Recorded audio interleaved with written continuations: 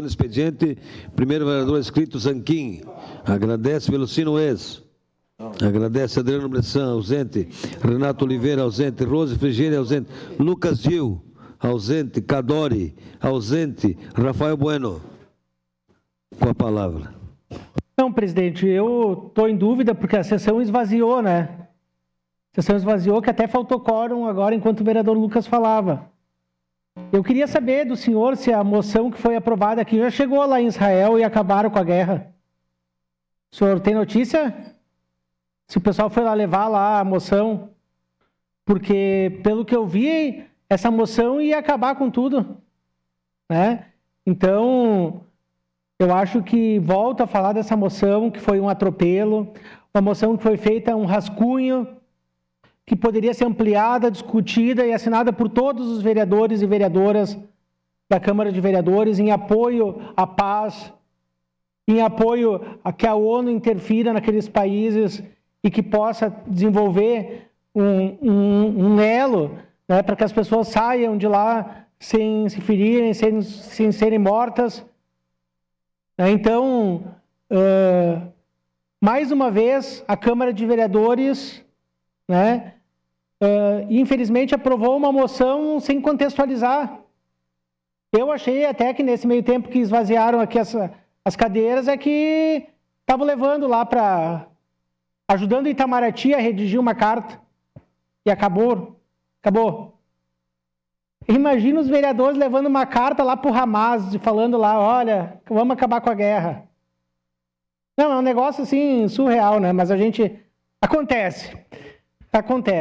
Mas eu só quero aproveitar, vereador, meu tempo não foi colocado correto, foi colocado só 3 minutos, mas eu quero aproveitar, vereador Lucas, e falar sobre a questão também de Forqueta, tá? A questão de Forqueta, eu estive lá várias vezes e vi a situação que está naquela localidade. A professora vice-diretora Aline está desesperada juntamente com a comunidade escolar, como também está o muro do colégio imigrante. Né? Eu passo por ali com frequência e até tirei uma foto e exibi na sessão de hoje e não consegui. Mas o muro do colégio imigrante está ali. Só tiraram as pedras, mas continua agora, está desbarrancando a terra com a chuva. E aí, vereador Lucas, o que coloca em xeque a participação do PDT no governo do Estado. Inclusive, o secretário adjunto da pasta da educação, um ex-vice-reitor da Universidade de Santa Maria, primeiro suplente deputado federal do PDT, elencou 12 itens, a qual deixou a pasta da Secretaria de Educação do Estado na semana passada. Porque o governo do Estado se comprometeu com o PDT a incluir diversas questões, como turno integral, reformas em escolas, a priorização do ensino fundamental, e não está cumprindo com a promessa do governo estadual.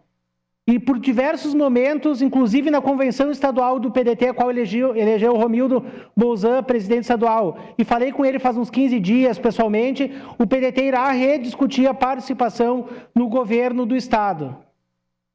Principalmente por essas questões da educação. E aí a gente costuma, né, voltar ao que o Sartori falava na campanha, parole. Então, para se reeleger, prometem tudo e depois, na hora, não fazem praticamente nada. Então, só deixar isso, presidente, eu quero saber se já foi entregue a moção lá e acabaram com tudo. Obrigado, presidente. Obrigado. Com 3 horas e 43 minutos.